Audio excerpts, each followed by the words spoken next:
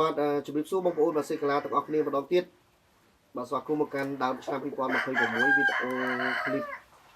បន្តទៀតដែលកសិដ្ឋានស្ដេចបាទសេកាត់បេសយើងនឹងណែនាំបងប្អូនឲ្យបានដឹងអំពីបាទបាធុងរបស់យើងហើយនឹងរបៀបក្រោះបាទតាក់ទងជាមួយនឹងពូជគង់ដែលធៀមចម្រាញ់ហើយនឹងក្រោះសម្រាប់បងប្អូនយកកូនទៅទទួលបាននៅការលទ្ធផលច្រើនបាទពីច្រើនគឺដូចជាមានបាទអញ្ចឹងយើងមកមើលធុងនេះជាធុងតរបស់យើងមួយទៀតដែលបាធុងរបស់យើងនេះគឺមានប្រវត្តិបាទមានប្រវត្តិជុលឈ្នះហើយបងប្អូនណាអានេះជុលនៅកាស៊ីណូ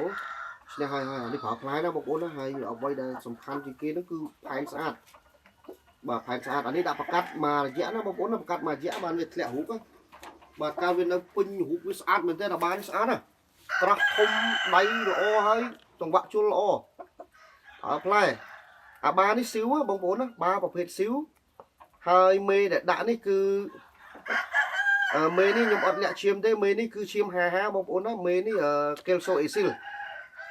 បាទមេកេលសូឡាយអេស៊ីលបាទកេលសូមួយឈាមឡាយជាមួយនឹងអេស៊ីលអាមេរិកមួយឈាមមេនឹងឈាម50ហើយដាក់ជាមួយនឹងបាស៊ីវ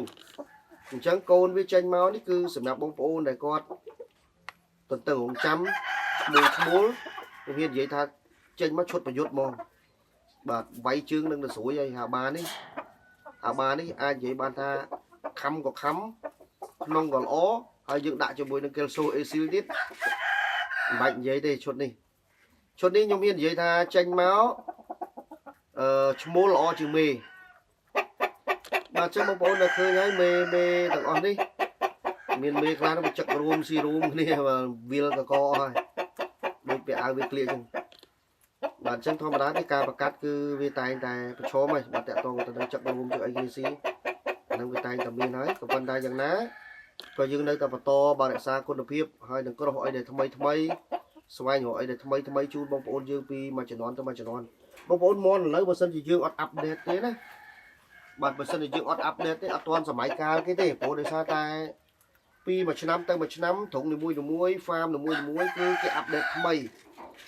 ហ្នឹងគឺគេយកសាកលបងឈាមនេះក្រោះមួយឈាមនេះក្រោះមួយឈាមនេះចេញមកហ្នឹងគេមើលទៅលើសង្វាក់ជុលហើយនឹងអត្រាឈ្នះចាញ់បាទតើក្រោះជាមួយឈាមហ្នឹងទៅវាចេញមកហ្នឹងអត្រាឈ្នះហ្នឹងវាច្រើនទេហើយសង្វាក់ជុលហ្នឹងវាល្អទេអាចបណ្ដំប្រសងនេះអាចយកបាននៅក្នុងវគ្គហ្នឹងទេ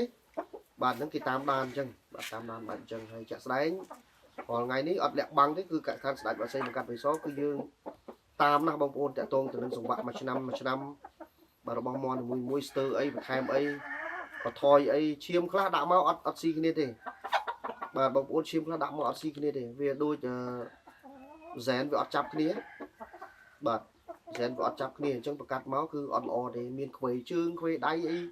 ច្រើនអីចឹងទៅបាទអត្រាខូចហ្នឹងវាច្រើនជាងអត្រាដែលល្អណាតាំងពីកូនតូចរហូតដល់ពេញប្រកួតចឹងទៅបាទអញ្ចឹងប្រហែលឆ្នាំមកនេះយើងរកឃើញចំណុចបាទយើងរកឃើញចំណុចខ្លាំងហើយយើងក៏ជ្រើសរើសបានពូជល្អប្រកែរបស់យើងច្រើនដើម្បីចម្រាញ់បាទផ្ដល់ជូនទៅកាន់បងប្អូនយើងហើយបងប្អូនក៏ឃើញដែរមួយរយៈនេះ